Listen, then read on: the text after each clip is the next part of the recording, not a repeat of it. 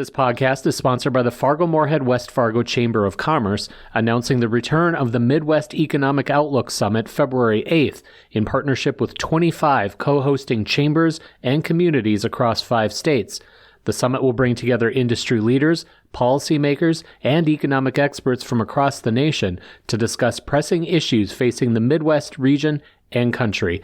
Learn more at fmwfchamber.com.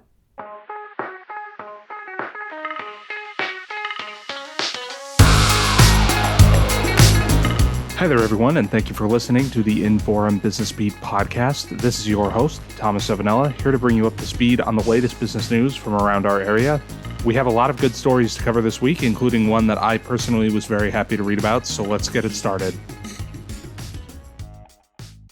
A retired juvenile probation officer is looking to put Hannaford, North Dakota on the map by renovating the town's former mercantile building.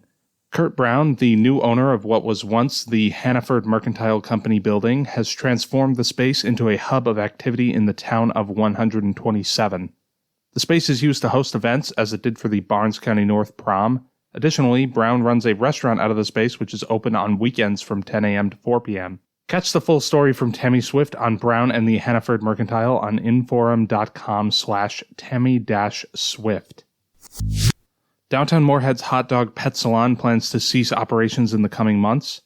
Hotdog owner Kristen Volz said that a number of factors played a role into her decision to close the business she first opened in 2012.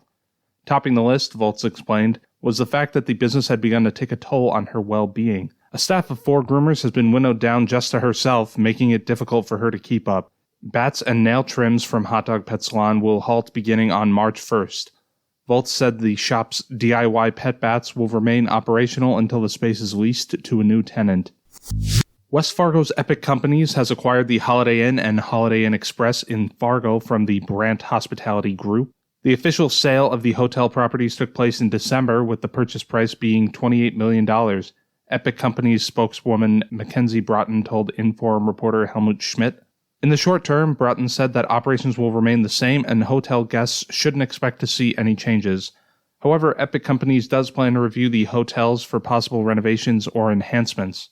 Broughton noted that Epic Companies is evaluating its hotel holdings to pair with the Wave Water Park, which the company has in the works along 45th Street South in Fargo. That project could be finished in 2025.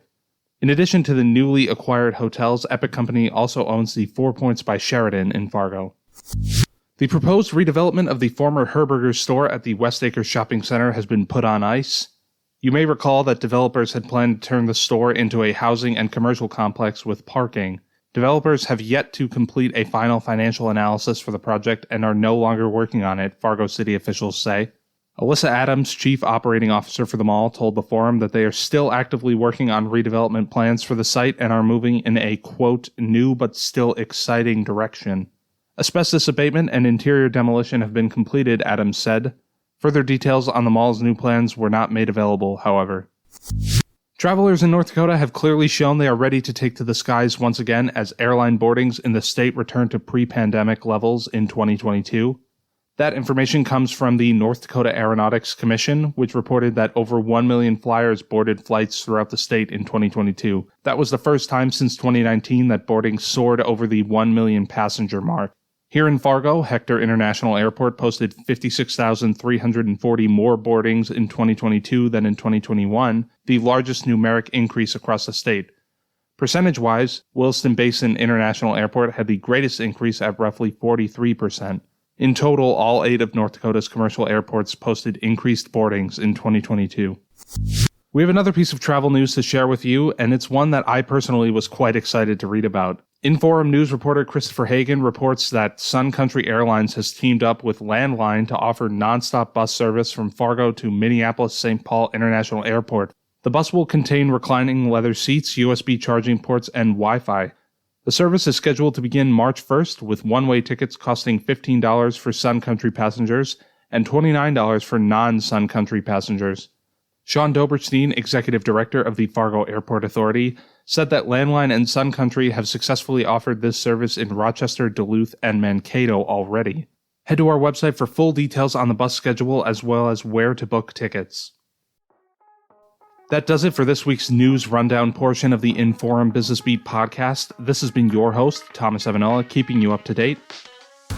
Check back again next week for our next episode. In the meantime, stay on inforum.com/business for the best business reporting here in the metro area.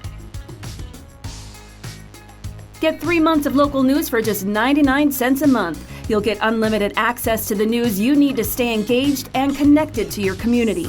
Visit inforum.com/subscribe now to get 3 months of local news for only 99 cents a month.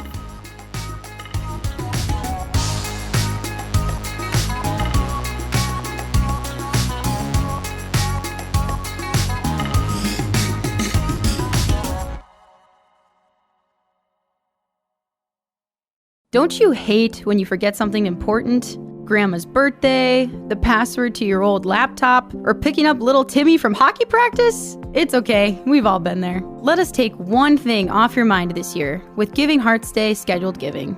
Starting January 2nd, you can give to one of hundreds of charitable causes before the big day. You can even pledge to volunteer if that's your thing. Visit givingheartsday.org and help someone in your community today.